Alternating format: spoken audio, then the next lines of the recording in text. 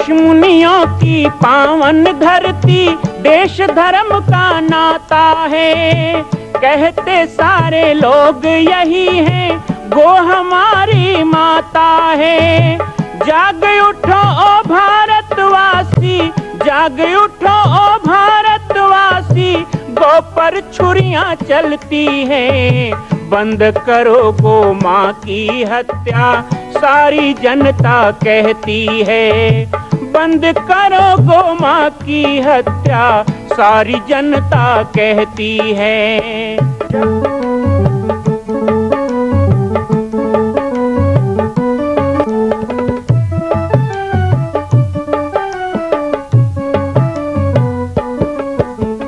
जगह जगह पर बूचड़ खाना, लाखों गौएं कटती हैं। किसे सुनाए व्यथा हमारी, नैना नीर बहाती हैं। रक्षा करना गौ माता की, रक्षा करना गौ माता की, गीता ज्ञान सिखाती है। बंद करो गो माँ की हत्या, सारी जनता कहती है। बंद करो गो माँ की हत्या, सारी जनता कहती है।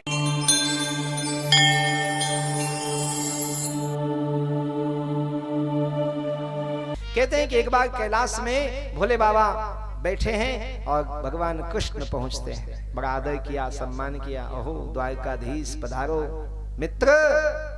कृष्ण को मित्र भी कहते हैं, सखा भी कहते हैं। हे यादव, हे सखेती, जो आप हैं। और दोनों एक दूसरे को प्रणाम करते हैं। भगवान शिव राम कृष्ण का भजन करते हैं और राम कृष्ण शिव का भजन करते हैं। दोनों एक दूसरे का आदर करते हैं। भगवान शिव ने बड़ा आदर किया, बड़ा प्रणाम किया, बड़ा सम्मान किया। आओ द्वारकाधीश पधारो, बहुत दिन के बाद दर्शन। भगवान कृष्ण बैठ गए, माता पार्वती आई। माता पार्वती को भी प्रणाम किया है और घर परिवार की चर्चा भी होने लगी। और इधर उधर की चर्चा होते होते माता पार्वती ने ही कह दिया कि हे कृष्ण, आप इतनी बड़ी द्वारका नगरी का संचालन करते हैं, आपके इतने राज्य हैं, इतनी प्रजा है, लेकिन देखो हमारे भोले बाबा को, देखो हमारे भोले बाबा को बस एक बैल पकड़ के बैठे रहते हैं। कृष्ण ने कहा आपको यदि इतनी ही शिकायत है तो भोले बाबा को कहो ना कुछ खेती बाड़ी करे, कुछ काम धाम करे।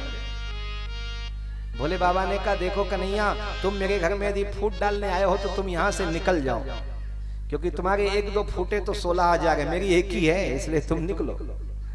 कृष्ण जी ने कहा नहीं ठीक कह रही है माता जी, गलत क्या कह रही हैं? आप यदि मेरा साथ दो और आपके साथ आपका नंदी बैल, अरे आप नंदी और हम तीनों हो जाए तो देखो क्या ना कर दे, दुनिया बदल दे। भगवान शंकर भी जोश में आ गए, ऐसी बात है तो चलो, रोज रोज का ताना सुनने से अच्छा है एक दिन काम ही कर लिया जाए। बोले करना क्या है? बोले खेती। बोले होता क्या है खेती? पार्वती जी ने कहा लो देख लो, हमारे पिताजी के यहाँ तो बड़ी खेती होती है, लेकिन इनको तो ये भी नहीं पता कि खेती क्या होती है। बैल तो सवारी के लिए रखे हैं ना, खेती के लिए थोड़े रखे हैं। माता पार्वती की बात सुन के भोले बाबा खींच जाते हैं और कहते हैं कन्हैया से, कन्हैया आप तैयारी कर लो, मुझे कब कहाँ आना बता दो, मैं सारी धरती जोत दूंगा, तुम जो फसल लगाना लगा दो। चले गए। भगवान कृष्ण ने अपना काम कर दिया, घर में कलह पैदा कर दिया और चले आए। इसके बाद में माता पार्वती ने जो शंकर जी को समझाया, अरे भोले बाबा आप अकेले ही खेती कर लो अच्छा होता। बोले हमें कुछ पता ही नहीं कैसे करें। अरे तो वो छलिया के साथ पता भी है वो कृष्ण है, कृष्ण छल देगा आपको। बोले कैसे छल देगा? हम भी महादेव हैं, वो कृष्ण है तो हम महादेव हैं। बोले देख लिया आपकी महादेवपना, कितने भोले वाले। भगवान भोले बाबा ने कहा माता पार्वती को चिंता मत करो, हम भी बड़े बुद्धि के, बुद्धि राशि सुन गुण सदन, हमारे पुत्र ही बुद्धि के खान हैं और उनके हम पिता हैं और फिर महादेव हैं। भोले बाबा को भी थोड़ा लगा। और भगवान किसी के भी अंदर गर्व का बीज नहीं पलने देते। भगवान शिव तैयार हो जाते हैं, खेती की तैयारी की गई, कैलाश के नीचे एक मैदान तय किया गया। समय में भगवान कृष्ण और भगवान शिव ने मिलकर के बड़ी सुंदर खेती की, नंदी बाबा को लगाया गया, हल चलाया गया। धरती माता भी प्रसन्न हो गई कि आज दो दो देवता क्रीड़ा करने आए हैं, आज मेरे उद्धार करने आए हैं, मुझे कृतार्थ करने आए हैं। लहलहा के फसल हुई। भगवान भोले शंकर ने फसल को देखा, कन्हैया को देखा, माता पार्वती की बात याद आई। उन्होंने कहा कन्हैया ये तो बताओ। बोले फसल हमने 2 लोगों ने मिलकर लगाया। बोले हाँ, तो फिर बंटवारा कैसे होगा? खेत एक है, फसल एक है, बंटवारा कैसे होगा? क्योंकि खेती करने वाले 2 हैं। भगवान कृष्ण ने कहा भाई बंटवारा कैसे होता है? आधा आधा होता है, आधा आधा हो जाएगा, आधा आपका आधा हमारा। बोले अच्छा। तो भगवान शिव ने सोचा आधा आधा मतलब कैसे? बोले कन्हैया ने कहा देखो ऊपर ऊपर का मेरा और नीचे नीचे का आपका। आप लोग कैसे बांटते हो? आप लोग ऐसे नहीं बांटते हो। आप लोग आधा आधा खेत बांटते हो ना, इतना बोरा होगा तो इतना बोरा तुम्हारा, इतना बोरा तुम्हारा। लेकिन वो तो भोले बाबा कन्हैया को भी पता बताना था कि आप बहुत भोले हो, दुनिया ऐसे नहीं बोलती आपको भोले ना। ऊपर ऊपर मेरा, नीचे नीचे तुम्हारा, ऐसा कह दिया। और फसल काटने का समय आया। भगवान कृष्ण सब जानते थे। फसल लगाया था गेहूं का, फसल लगाया गेहूं का, और सारा गेहूं काट कर जब द्वारका चले गए तब भगवान शंकर बड़े प्रसन्न होकर पार्वती के पास आए। पार्वती तुम कहती हो ना मैं कोई काम नहीं करता, इस साल बड़ी खेती की मैंने, चल के देखो। लाके खेत दिखाया। पार्वती जी माथा पकड़ के वहीं बैठ गई। बोले ये कौन सी खेती है? इसमें तो कुछ है ही नहीं। बोले नहीं नहीं, ऊपर ऊपर उसका था, नीचे नीचे मेरा है। बोले महाराज ये तो गेहूं है, इसके नीचे क्या होगा? कोई आलू है जो नीचे कुछ होगा? भगवान शंकर ने कहा इसका मतलब? बोले इसका मतलब वही है जो मैं पहली बोली थी, आप बहुत भोले हो। कन्हैया ने आपको ठग लिया। शिव ने कहा इसकी मित्रता कभी नहीं करूंगा। 1 साल बीते नहीं, एक दिन कन्हैया बोले ना, बोले दूर में रहना, वहीं से बात करो। बोले नहीं नहीं, बहुत बढ़िया वाला योजना लेके आया हूं, इस बार भी खेती करना है। बोले कौन सी? बोले ऊपर ऊपर आपका होगा, नीचे नीचे मेरा होगा। शंकर जी बोले तो बढ़िया बात है। पार्वती जी ने कहा मत जाओ, ये फसल बदल देंगे। बोले नहीं, इसको पश्चाताप हो रहा है, पिछले साल मेरे जैसे भोले भाले को ठगा है, तो इस बार गलती सुधारने आए। मौका तो देना चाहिए ना भाई, मौका दे। मत पूछो, बढ़िया फल्ली लगाया। भोले बाबा पूरा मूंगफली का भाजी लेके जब कैलाश पहुंचे, पार्वती स्वागत करो, साल भर की लक्ष्मी आई है, पहले देख तू लक्ष्मी कैसी। देखे तो फल्ली तो कन्हैया ले गए, ऊपर ऊपर भोले बाबा भाजी लेके आए थे। बोले यही है आपका फसल? अरे अरे अरे अरे, मैं उसके चक्कर में कहां पड़ गया जो पूरी दुनिया को घुमाता है।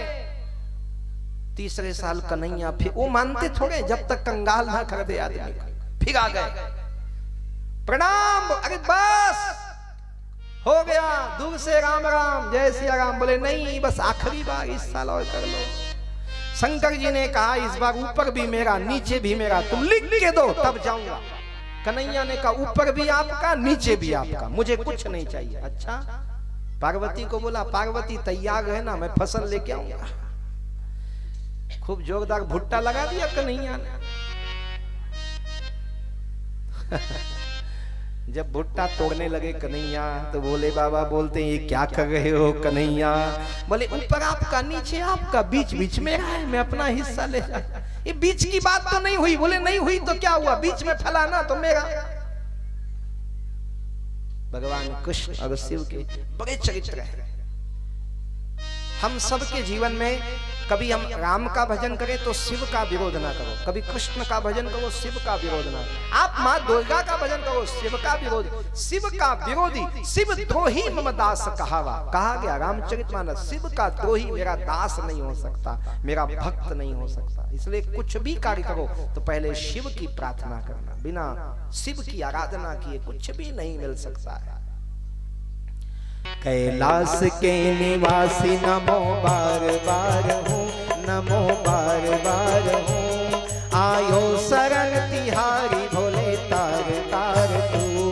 कैलाश के निवासी नमो बार बार हूँ, नमो बार बार हूँ, आयो शरण तिहारी भोले तार तार।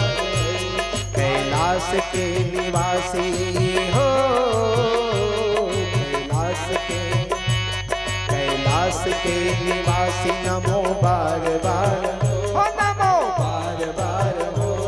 आयो शरण तिहारी भोले तार तार दो, आयो शरण तिहारी भोले तार तार दो। आइए जरा तालियां बजाकर भाव से भोले बाबा को मनाएं। हर हर महादेव।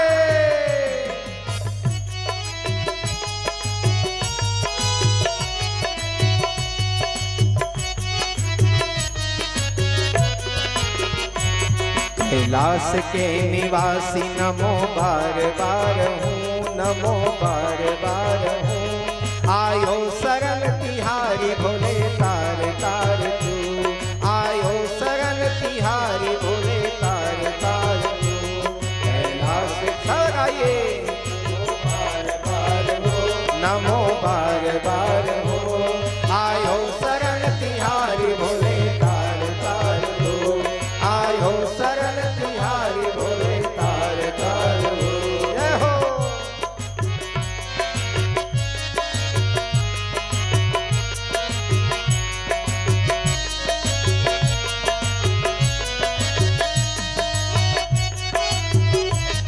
एक बार भाव से तालियां बजाते हुए बोलो भोलेनाथ भगवान की, महाकाल महाराज की।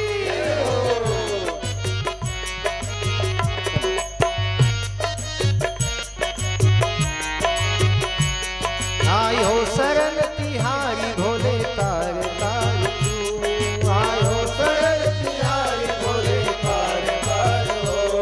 आयो शरण तिहारी भोले तार तार तू, आयो शरण तिहारी भोले तार तार हो। जय हो।